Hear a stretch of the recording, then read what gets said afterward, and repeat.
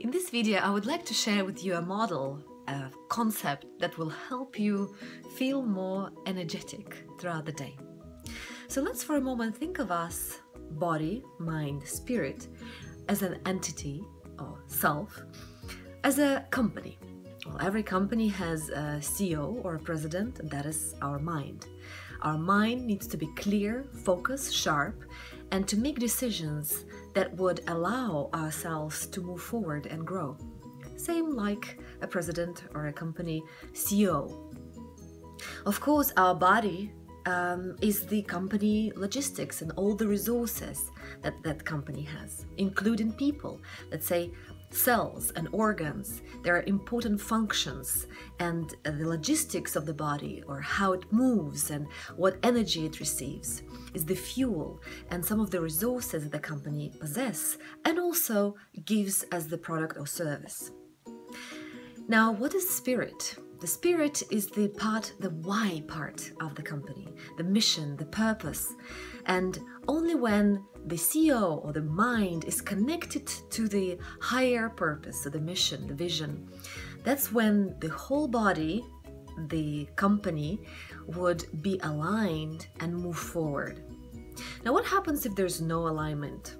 What happens if the body receives junk food or the energy that does not get recycled or exercised on a daily basis? Well, it gets stagnated, and sometimes it gets lazy if it receives too much of the resources, too much of the care.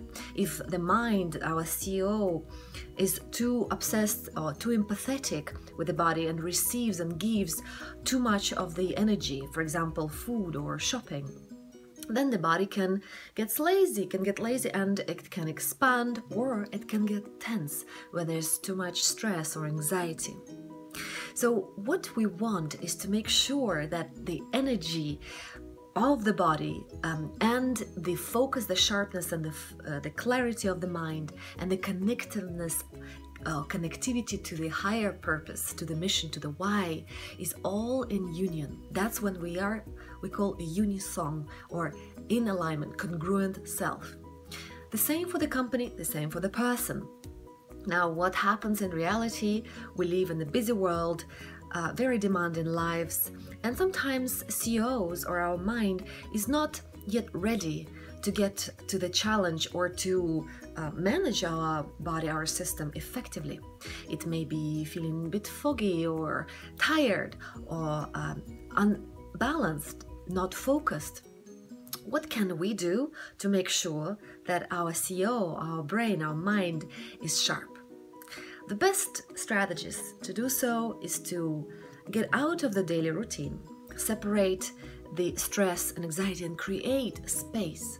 Because effective system management or effective body management and energy management is, I believe, a combination of right time and right space. Right time, it means now. Because when we worry about the future, or we remember our past and remembering judging and feeling not enough, feeling not able, not capable, then we feel bad ourselves. And what happens? We want to feel good, and that's why we eat, that's why we drink, that's why we go into different dependency modes on dysfunctional relationships, etc.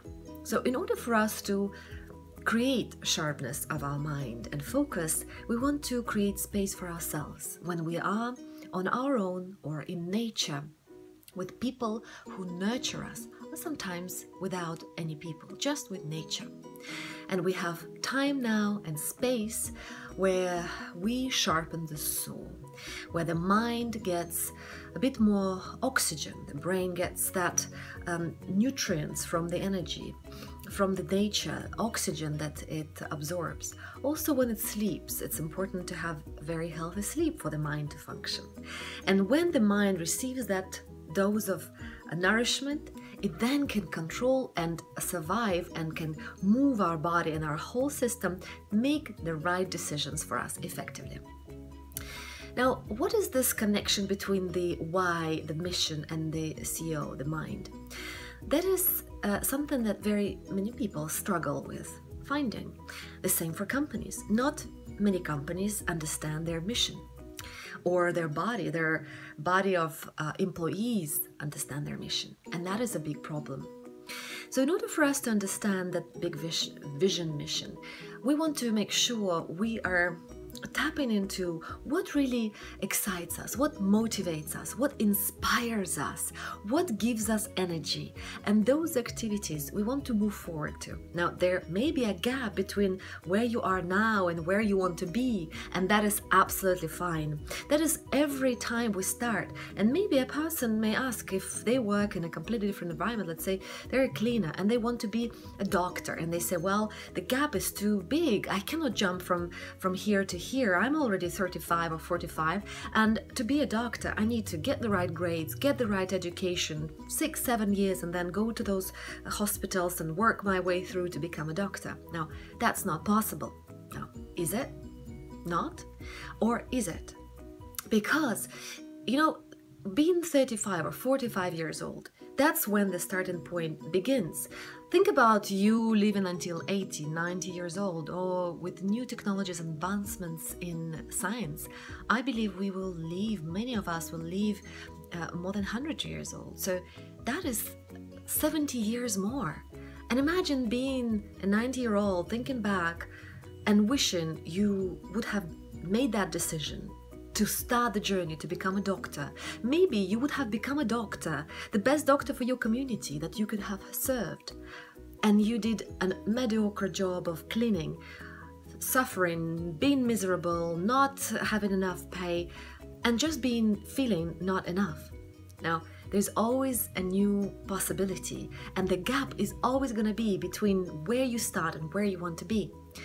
When I was in the corporate world, I thought that's what I could do. And I spent 12 years educating myself and learning, and ending up doing a good job, but not good enough for my mission, for my passion to thrive.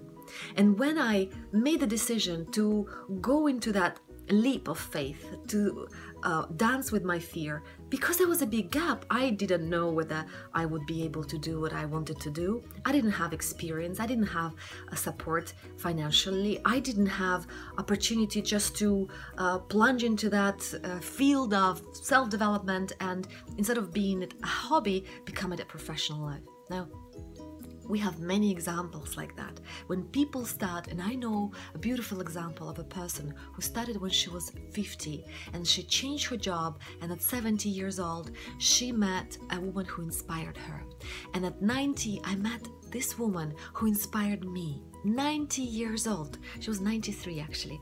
And that is all possible in a lifetime. Now, if you find this video useful, give it a thumb up, subscribe to my YouTube channel, and I would be happy to share more tools for your enriched life.